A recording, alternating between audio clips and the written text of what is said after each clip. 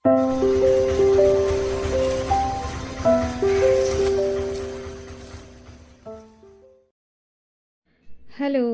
আজকে কেরালা ঘুরতে যাওয়ার আরেকটা ভিডিও ক্লিপ নিয়ে আসলাম।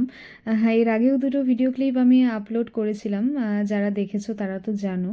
আসলে কি বলো তো, অনেক জায়গায় তো ঘুরতে গেছি আর কোনো জায়গারই সেরকমভাবে কোনো ভিডিও ক্লিপ আমার কাছে নেই। তখন যেহেতু ভিডিও করতাম না, তাই জন্য ভাবছি কেরালার ভিডিওগুলো খুব সুন্দর করে এডিট করে ভয়েস ওভার দিয়ে দেবো। তো সেটারই চেষ্টা করছি, জানি না কতটুকু পারছি, তবে আমি চেষ্টা করছি আমার তরফ থেকে যতটা ভালো করা যায়।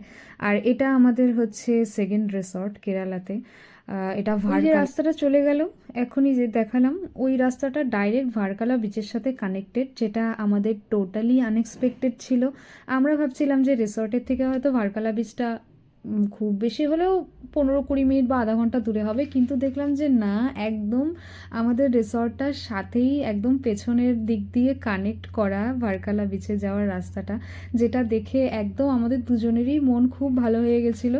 আর এই ক্যাফে বা রেস্টুরেন্ট যাই বলো, এটা আমাদের রিসর্টেরই ক্যাফে। এখানে আরও অনেক ক্যাফে আছে, তোমরা ভিডিওটা পুরো দেখতে থাকো, দেখলে পরে অবশ্যই বুঝতে পারবে। তা ভিউগুলো দেখো, ভিউগুলো তো জাস্ট অসাধারণ ছিল। ভার্কালা বিচের অনেক রকম ভিডিও ফেসবুক, ইনস্টাগ্রাম আর গুগল সার্চ করে তো দেখেইছিলাম, কিন্তু সামনে থেকে দেখে যে এক্সপিরিয়েন্সটা হলো, এটা এক কথায় অনবদ্য। এটা সামনে থেকে না দেখলে সত্যিই বোঝা যাবে না যে এত সুন্দর জায়গা। আমি একটাই কথা বলতে চাই যে যদি কেউ কেরালা আসার প্ল্যান করো, অনেক সময় অনেক ক্ষেত্রে ভার্কালাটা মিস হয়ে যায়। আমাদেরও প্ল্যান করার সময় ভার্কালাটা একরকম মিস হয়েই যাচ্ছিল, তো মিস হতে হতে সেটা ইনক্লুড হয়ে গেছিলো প্ল্যানের মধ্যে। যদি মিস হয়ে যেত তাহলে হয়তো এত সুন্দর জায়গাটা, এত সুন্দর ভিউটা দেখতেও পারতাম না, উপভোগও করতে পারতাম না। জানি না, সমুদ্রের প্রতি একটা আলাদাই আকর্ষণ কাজ করে। অনেকের শুনি, ম্যাক্সিমাম ক্ষেত্রেই শুনি, প্রায় 90% লোকের পাহাড় পছন্দ। আমার কেন জানি না সমুদ্রটা এত ভালো লাগে। আমরা যত জায়গাতে ঘুরতে গেছি তার মধ্যে বিচ সাইডটাই আমরা বেশি কভার করেছি। পাহাড় যেতেও খারাপ লাগে সেটা বলবো না, পাহাড়ে যেতেও তো ভালো লাগে, অবশ্যই ভালো লাগে, কিন্তু পাহাড়ের জার্নিটা আমার কাছে খুব কষ্টকর। একটু মাউন্টেন সিকি টাইপের আমার আছে, সেই জন্য আমার খুব কষ্ট হয়। তো যাই হোক, এই ভিউটা দেখো, এই ভিউটা হচ্ছে, এটা ভার্কালা ক্লিফ। ওকে, এটা এই জায়গাটাই আর কি গুগলে সার্চ করলে পরে ম্যাক্সিমাম ক্ষেত্রে এই জায়গাটাই দেখায়। আমি অনেকের ইনস্টাগ্রাম পোস্টে বা ফেসবুক পোস্টে চেনা অচেনা অনেককেই এই জায়গাতে দাঁড়িয়ে ছবি তুলতে, ফটো পোস্ট করতে দেখছি। সেই দিন এই জায়গাটাতে আমরা নিজেরা দাঁড়িয়েছিলাম, আমার একটা মুহূর্তের জন্য মনে হচ্ছিল না যে আমি এই জায়গাটা থেকে রুমে ফিরি, হোটেলের রুমে ফিরে যাই। আমার এটা একদমই ইচ্ছা হচ্ছিল না। জায়গাটার মানে টানটাই এতটা সুন্দর, পরিবেশটাই এতটা সুন্দর, কিন্তু যেহেতু এতটা ধকল সেদিন গেছিলো, অনেকটা জার্নি হয়ে গেছিলো ত্রিভেন্দ্রম থেকে আমাদের ভার্কালা আসতে, প্রায় 2.5 ঘন্টার ওপরে, প্রায় না 2.5 ঘন্টার ওপরেই আমাদের লেগে গেছিলো।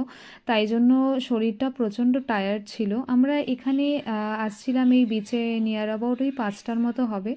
এখানে আসার পরে দেখলাম একটা জিনিস, যে 7টা প্রায় বাজতে যায় তখন, যখন এই ভিডিও ক্লিপটা যেই সময়ের আর কি নেওয়া, 7টা বাজতে যায়, তখনও কিন্তু দিনের আলো বেশ ভালোই, যেটা জেনারেলি আমাদের এইদিকে দেখা যায় না।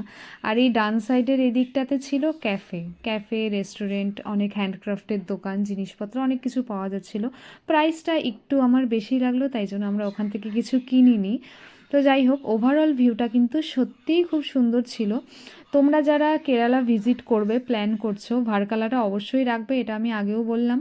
এর আগেও আমি ফটো পোস্ট করার সময় বলেছিলাম, চেষ্টা করবে বিকালের দিকটাতে আসার, তাহলে ভিউটা খুব সুন্দর পাওয়া যায়। যেই ভিউটা আমি তোমাদের দেখানোর চেষ্টা করলাম, এই ভিউটা তোমরা সামনে থেকেই দেখতে পারবে যদি বিকালে আসো। তারপরে আমরা একটু খাওয়া দাওয়া করে চলে আসছিলাম। আজকের ভিডিওটা এখানেই এন্ড করছি, আবার একটা নতুন ভিডিও নিয়ে দেখা হবে।